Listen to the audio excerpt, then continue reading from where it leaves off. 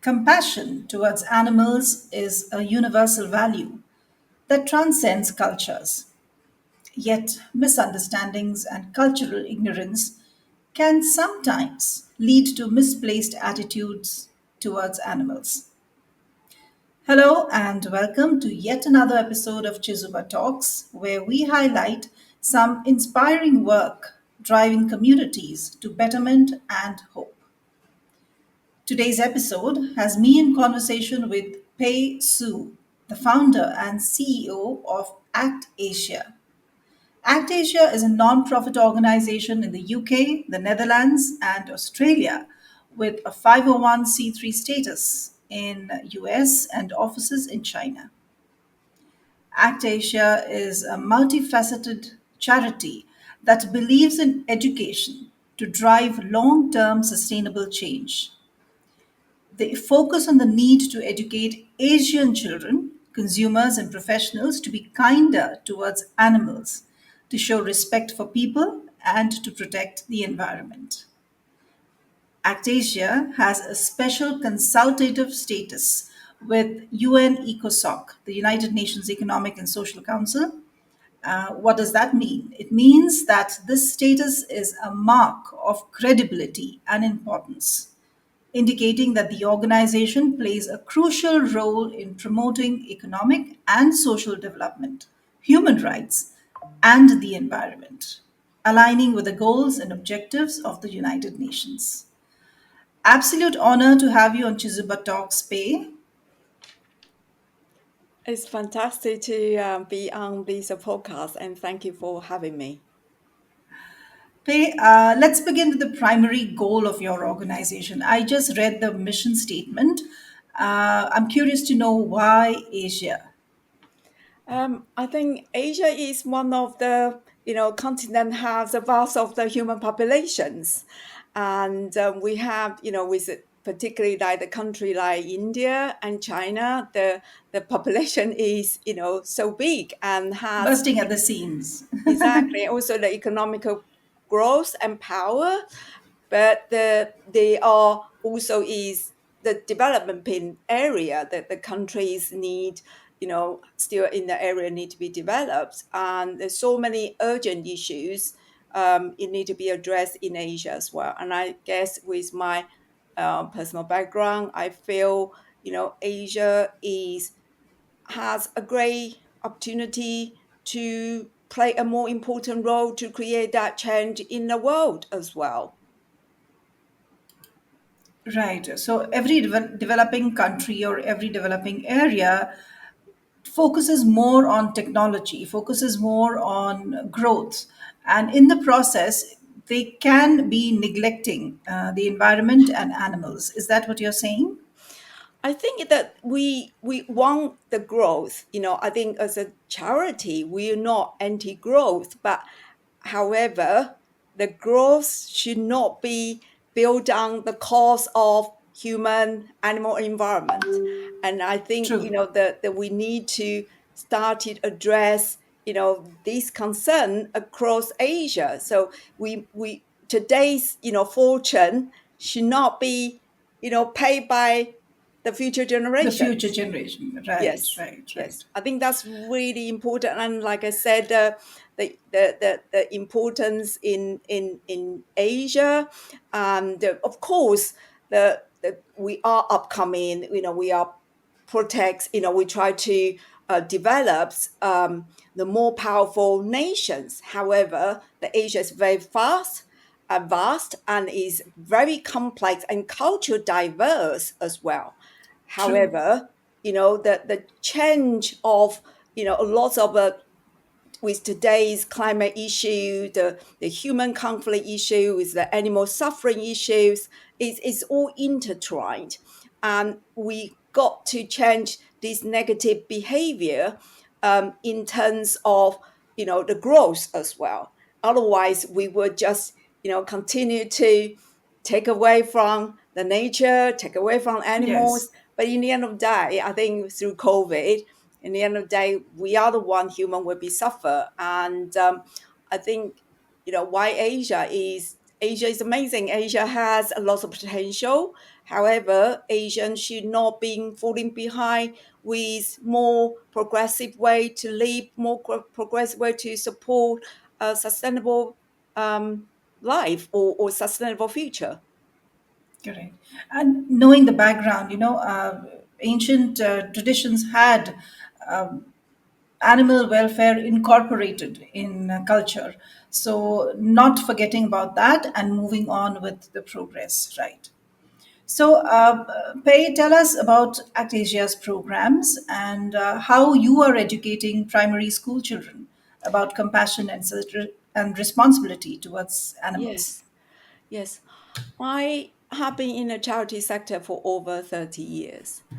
And the more I see today's crisis we are facing, we like I said, we face the human conflicts, the violence towards women, children, the violence towards animals, and the climate change issue. I feel we cannot isolate all these together. That's why AgtAsia want to Right. create a sustainable society for future for animal, people, and the environment, because we all interconnected. We can't just single out to focus on human issue when they don't. Our environment is burning, our earth is burning. When animals are dying, biodiversity is loose. These all come back. And but when we send, when we grow up as a adult, there's a we are firefighting all the time. Then when the children grow up, we bring them to become, especially Asia, they become academic machines. They Right. academically achieving, that's our goal. But they forgot we actually in today's world, if you look at the eco stocks, the four pillars of education. What's the purpose of education? The purpose of education is enable us to living together and to living together in harmony, that living together in peace. But we when I go to school, the school subject actually doesn't address that. In UNESCO's four pillars of education is learning to know, learning to do, learning to live together, and learning to be. That means is the children need to grow up in school through education, know how to behave, now to behave in a global citizen, now how to learn how to respect people, learn how to protect environment, learn how to be kind to animal. But sadly, in our education, that wasn't addressed. We built together with the kids academic very high, Correct. achiever, but Yes. how they live, we build like there's so many books about the well-being issue, that we have anxiety nations, we have anxiety next generation, the young generation. Mental So all health. these things Yes. I think we need to address is teach them how to be a global citizens in today's world. What is a responsibility? We cannot that the school education is addressed only on academic subject, and that's what I think lots of countries in education, in terms of education, is aware of that. So in America, they have talk about character educations, human education. In the UK, you have the education is talk about the physical and psychological health. But I think for me is that's what we develop caring for life education is a course, is a 6 years course, and really are try to train the teachers and to teach the kids understand as a global citizen how in to be kind, to be compassionate, and to have an emotional intelligence to be a decent human being, really. And I feel that is very key, very crucial at early stage. Kids should learn, the environment is not just a resource. Environment is where our Mother Earth. How do we protect? The It kids should teaches. know from Yes. a very beginning is don't kick the dog. Kicking a dog, taking cut a frog legs, that is unacceptable. But lots of this kind of education, we maybe is like you said, embedded in our culture, but it doesn't. It lost actually through the education. That's why Caring for Life education, we developed a 6 year education course for children 6 to 12 years to learn year after year, year after year. What we want is we want the kids to learn, uh, the how you behave the in school setting, how they learn from very early stage how to behave to talk about human, animal, and in an environment altogether. And I think that's what I feel we want to address. And to teach the children, that means we have to train teachers as well. We can Very have true. not teacher don't understand if the teacher hate animals in a lot of Asia, not because they hate animals, they just not grow up with animals. So we need to address that issue as well. So I think is we develop this course is from an educator's point of view. How do we introduce the course into the school as a proper academic subject? Because I have said many times to in a many interview to learn caring, to be kind, to be compassionate is as important as learning a math subjects, learning a Very true. Yes. literacy subject, Yes. learning a science subject. We should Right. not turning our next generations only understand academic subjects, because that doesn't simply doesn't fit with today's challenge we are facing in globally. Very true. And this is the missing component, which is actually driving people towards all these depression or Yes. mental health and issues. and also in our study really has shown actually kids are very empathetic. But Yeah. actually, the more they stay in school, take away that empathy. So we must have a program, we must have a curriculum to nurture that empathy, continue to keep that empathy. And then the empathy is a universal language for them to change that to as a through the language they turn into behavior, and there's no difference. I really believe, a child to be learn from very early stage to learn how to be kind to that dog and cat or birds, or a frog. It will turn into really respect to the humans because they don't understand, what does that mean, more complex human emotion. But through the kindness towards animal is the best start. And Right. animals also are the mediums for kids to um, get in touch with nature. Again, that's a Very study true. show. So Very again, true. animals and nature play very important in the children's, development. So through children, I feel we need to address the children. So we don't want the next generation to grow up without understanding responsibility towards, globally as a global citizen. Then we train teachers, they are professions. And also we cannot doing all the bad thing always. We can't just irresponsible consume. We can't do, cut down as destroy as many environment as we want, destroy, cut, hurt animal, causing all these bad practice in terms of, animal welfare. Then we expect the children to fix it. So we need to now what we want is the consumer to make change. That's why we have children's education, we have consumers education, because consumer can make all these changes in True. today's life. Yeah. Right. So if everyone take more responsibility, we will be able to create that change by steps.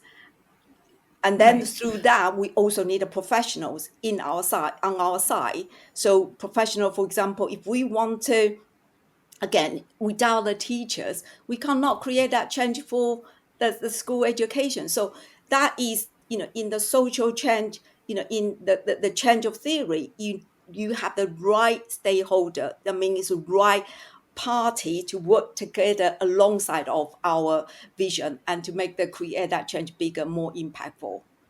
Correct. So, we'll come to the part where you're training vets and running training programs.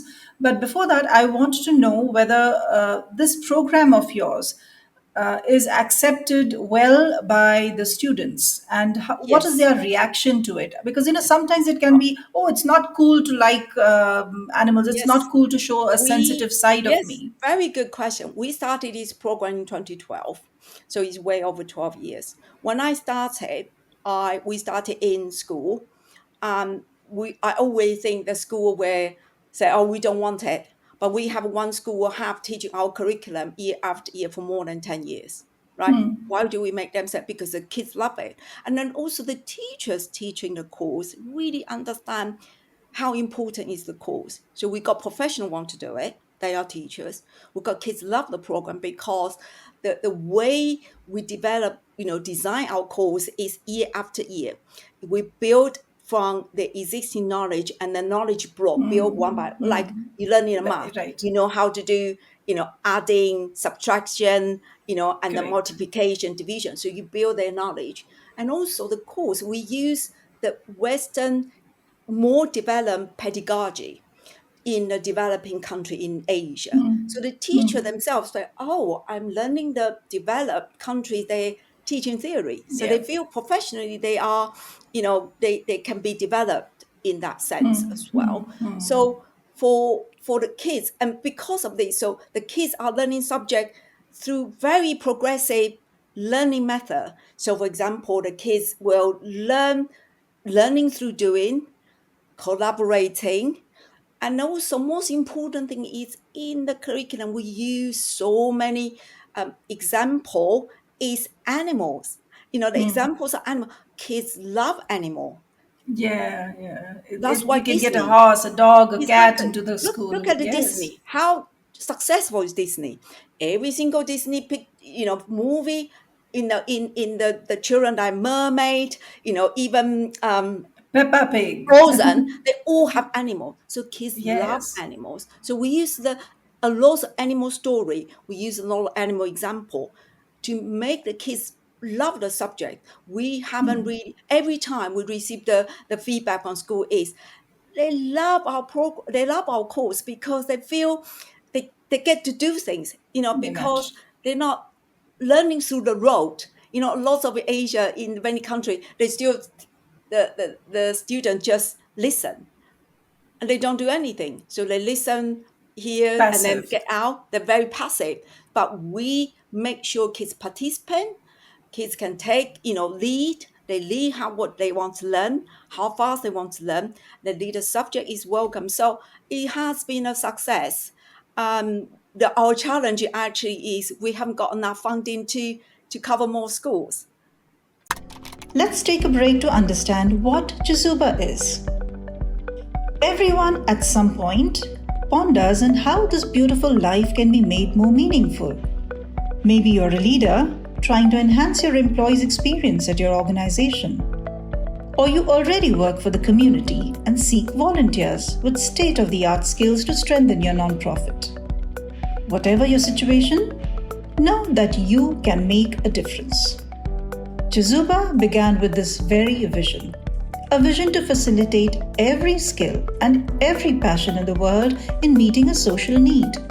Corporate volunteering has several benefits for both businesses and organizations. In parallel, experienced and enthusiastic volunteers join NGO workers, enabling them to serve the community more effectively. Chizuba offers everyone looking to add purpose and meaning to their lives a chance to connect or volunteer virtually with nonprofit organizations from over 100 countries around the world. Visit www.chizuba.net and explore opportunities to find meaning. Chizuba, your platform to do good. And now, back with our guest. Okay, that is a challenge, yes. May also tell us about Act Asia campaigning to put an end to factory farming. I believe you are trying very hard to put an end to this practice. Yes. I think in particularly in Asia continent, I think to understand the factory farming for farm animals are still less known. Lots of kids, or public really grow up to nowadays, where does the, chicken come from? Okay, Kentucky's. Where does the beef come from? Burger come from? From McDonald's. They do not understand. A lot of what I have been trying to explain to a lot of people, it's not Asia, not particularly cruel.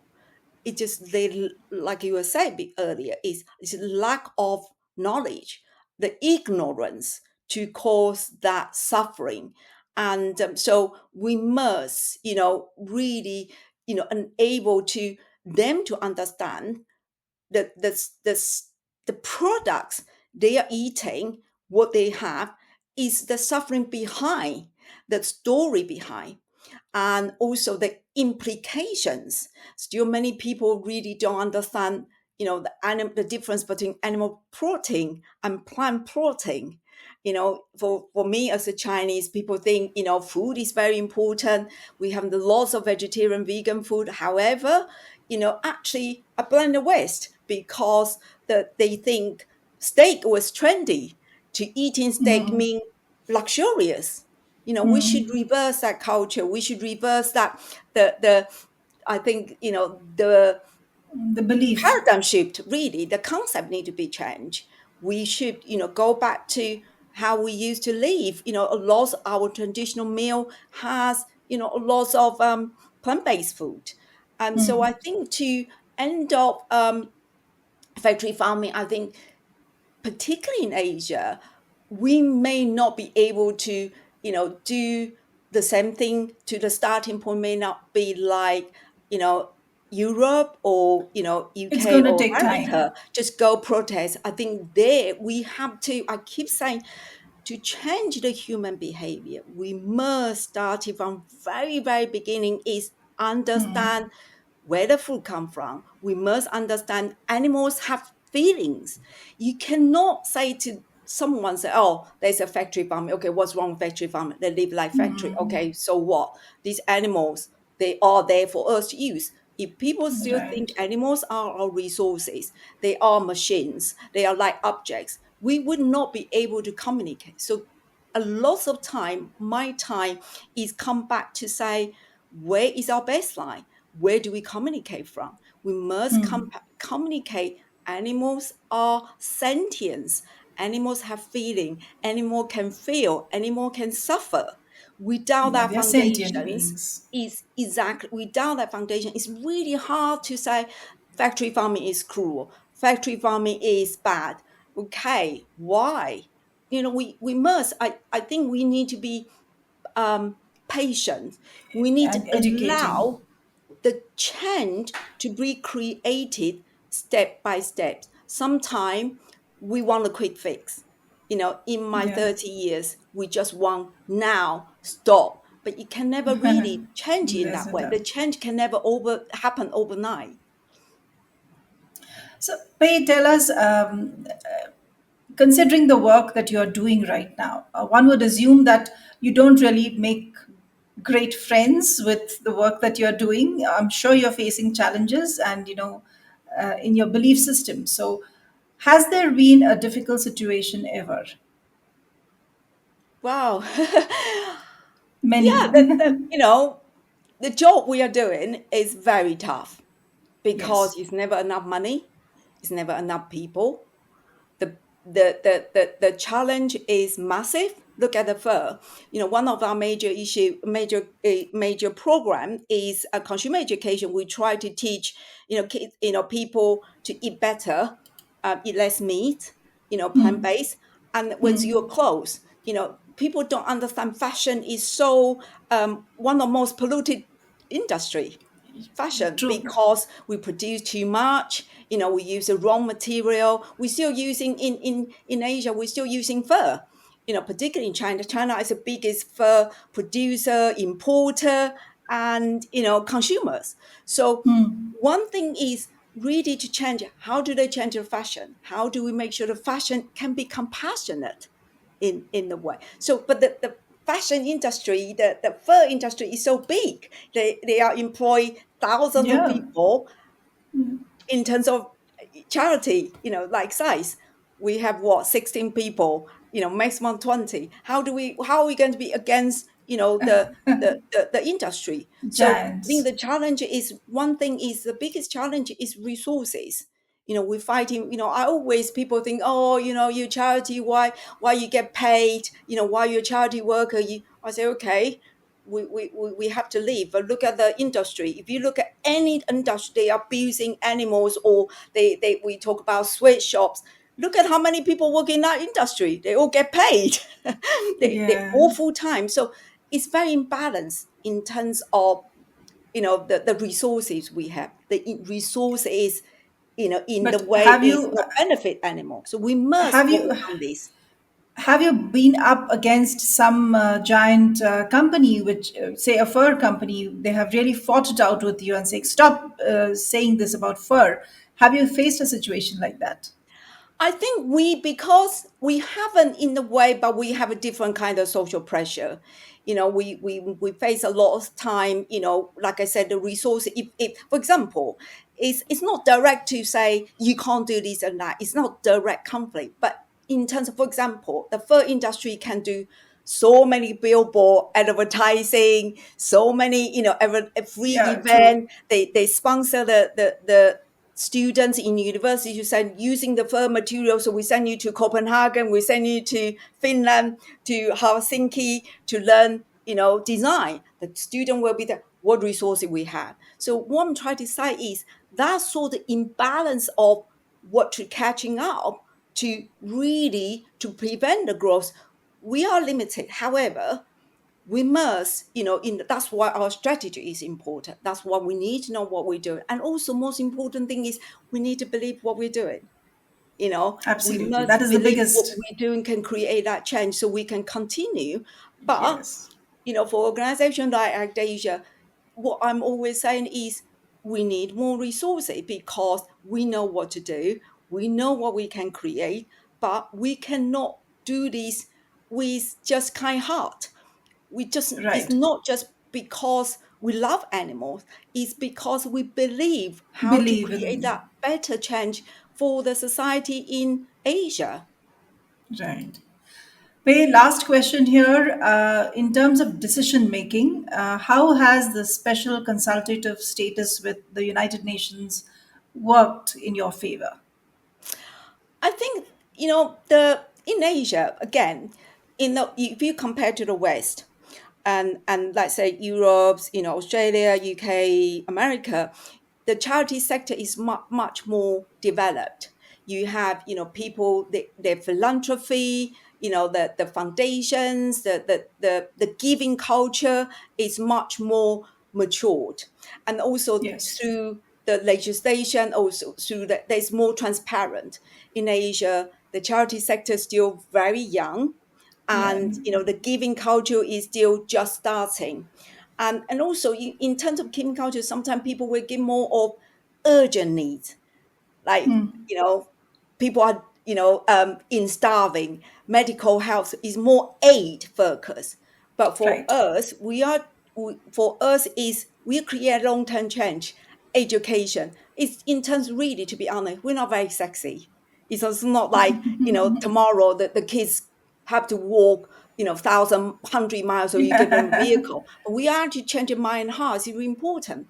Because of this, we must have the consolidated data really show, like you said at the beginning, our credibility. We know what we're doing. Our program has been twice and as a best, as a good practice model for the UN Sustainable Development Goals. So I think this Wonderful. status really is giving us that credibility to Recognition. working with the government, and to work with the community, to work with the corporate. Without media, academic, government, all working together as a professional, as a stakeholder together, our change will be slower. We can't work in isolation. And I think consolidated status really allow us to bring, in terms of bring more different people in from the different sectors work together. And that's why in UN's Sustainable Development Goal 17 is partnerships. Even with what the Chazuba is partnerships. Through Yes. corporate, through non-corporate, through the different profession we work together. You asked me earlier why I train vets. Of course, Yeah. we forgot who when the animal are suffering, who are the best advocates for our animal? Are vets. But sadly, in global theme, in a global platform, and animal welfare is not important subject in the veterinary education. So we found when the veterinarians become a vet practice in a clinic, they actually what they treatment is not always made to the animal welfare center. That's why we feel it's really important to ensure the veterinary practice are taking animal welfare into account. We also need to make sure vets understand they are the best educators Very true. to advocate for animal. But The best again, ambassadors. that is missed. That hasn't been addressed. We haven't been able to get these people on to our side, become our best partner. That's what we're training the vets to advocate for the best ambassador for animals. And like I said, Absolutely. if they how to teach the pet responsible ownership, if the veterinary don't give them the right information, how would they become responsible vets? How, if we enable the teacher to teach the kids very early stage in our curriculum is talk about responsible pet ownership, so they know from the very beginning they do not buy a dog, a cat as a present. They need to know when you buy a dog and cat, you're committed for 10, 15 Yes. years. So again, Right. all these things is we treat as very simple, very logical steps, but actually they need to be taught, they need to Taught. be educated and communicated when the kids are very young in school or in the veterinary practice through the veterinary's role. True. Very true. Well, I think Pei, you are doing incredible work, and this journey, towards greater compassion and understanding is not only about changing behaviors, but also about enriching cultural perspectives on value We of have all living to beings. agree. Yes, We must working within the social, political, or cultural context. That's why we can have a global vision, but our action locally in different country must integrate it to the culture. We must, take it into this, like I said, cultural, political, social, all into account so we can integrate it and we will be really true building that partnership platform. very true. Yes. Well, Pei, thank you so much for sharing your views, and here I wish you more power. Thank you so much. And again, thank you so much to give me this opportunity. And I hope, if your audience want to learn more about me, I have an Sure. autobiography. It's coming up in May. It will be on Amazon USA and it will be in the UK in June. And really the And what book is the is name? talking about, it's called the Battle for Compassion. The And Battle it's for Compassion. the battle for compassion, the life of Pei, PEI, The life Life of of Pei. Pei. Oh, Yes. that's a lovely name. So it Sure. really is the book is hoping to using my 30 years of experience for the charity sector try to create that social change and why compassion is important and how I hope my story will enable for more young people that want to join the social change movement can continue because it's like you said it's not easy and it could be very lonely as well and to be able to hang on here carry on moving Requires a forward lot of is strength. I hope the book will be able to support the upcoming and young activists as well. Absolutely. Absolutely. I wish you success with that and all the very best to you. Yeah, thank you ever so much.